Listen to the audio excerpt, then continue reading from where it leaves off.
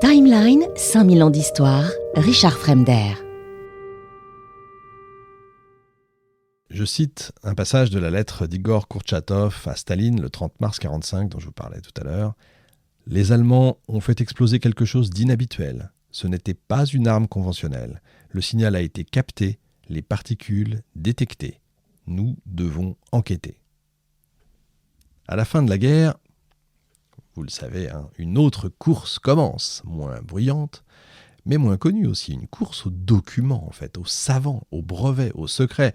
Je vous l'ai raconté dans l'émission MK Ultra, Opération Paperclip, c'est pas seulement la victoire militaire qui importe, mais la victoire technologique et surtout la bombe.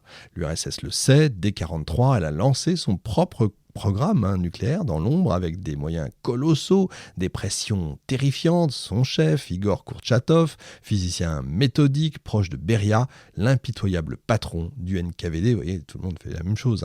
Côté américain, le projet Manhattan, c'était évidemment l'armée qui gérait ça.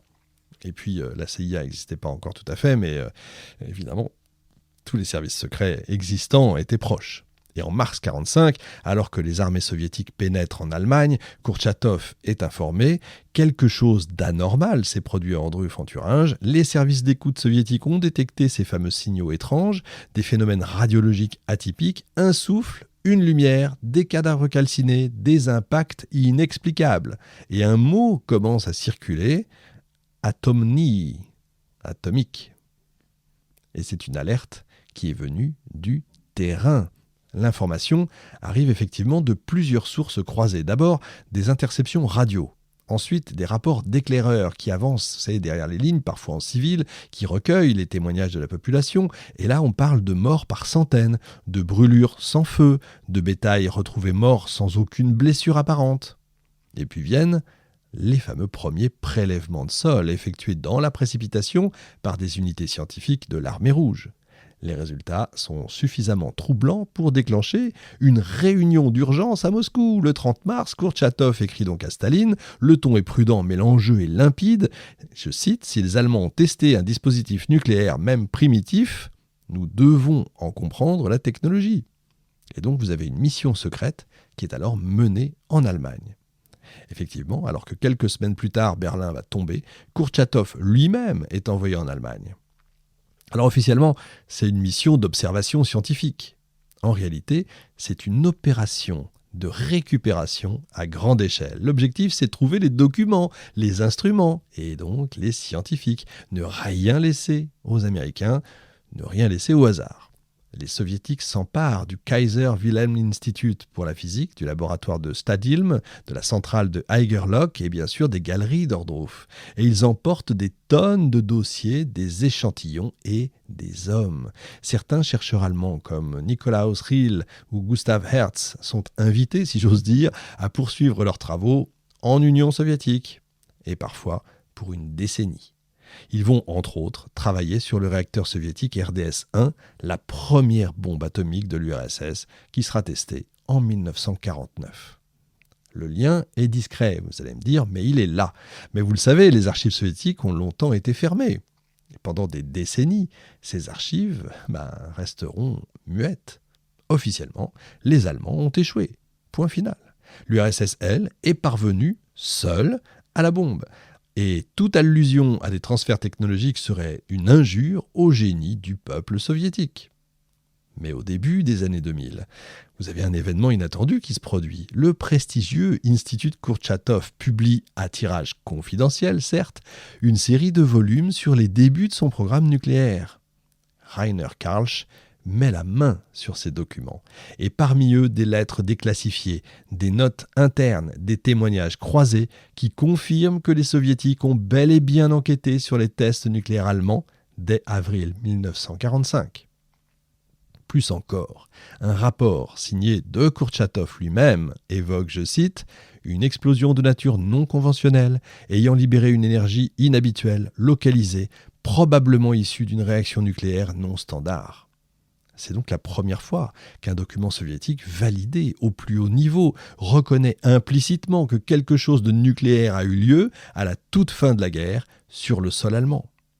C'est la fameuse empreinte dans le sol qui va tout faire. Pour corroborer ces éléments, comme je vous le disais tout à l'heure, Karlsch et son équipe se tournent vers la science des sols et ils prélèvent des échantillons à Ohrdruf, à Rügen, à Stadtilm. 3 laboratoires indépendants vont les analyser, l'université de Gießen, celle de Marburg et la Physikalisch-Technische Bundesanstalt. Je suis désolé, Bundesanstalt. Les résultats sont convergents, ceux qui parlent allemand, j'espère, vous ne m'en voudrez pas. Donc, les résultats sont convergents, des résidus radioactifs bien supérieurs à la normale, du césium-137, du cobalt-60, 2 isotopes produits effectivement lors de réactions nucléaires et non attribuables à Tchernobyl, ni aux essais soviétiques qui ont tous été menés ailleurs. En plus, les niveaux de contamination chutent brusquement dès qu'on sort du périmètre supposé de l'explosion. Donc, vous voyez, tout concorde avec une détonation nucléaire localisée survenue il y a environ 60 ans, c'est-à-dire en 1945. Un autre détail étonne. Des fragmentations vitrifiées dans les sols, je dis il y a 60 ans, au moment où ils travaillent, pas 60 ans aujourd'hui.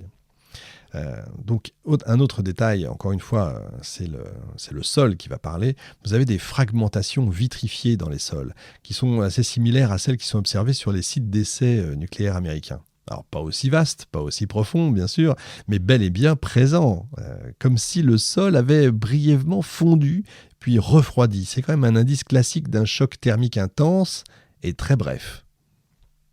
Alors, encore une fois, il faut se poser la question, à quoi est-ce qu'on a affaire ? À une bombe sale ? À une charge creuse mal calibrée ? À une tentative ratée ? Là, les chercheurs divergent en fait sur les termes, mais tous s'accordent sur un point, il ne s'agit pas d'un leurre.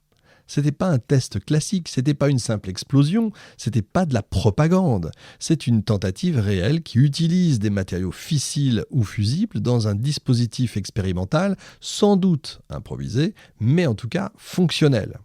Et le fait que l'Union soviétique ait investi autant d'efforts pour comprendre, collecter et surtout garder le secret, en dit long sur la question. Parce que si les soviétiques reconnaissaient que les Allemands avaient même brièvement atteint le seuil nucléaire, ça remettrait quand même en cause tout l'équilibre du récit de la victoire. Ça signifie que l'ennemi a frôlé l'arme absolue et que, tout simplement, personne ne l'a vu venir.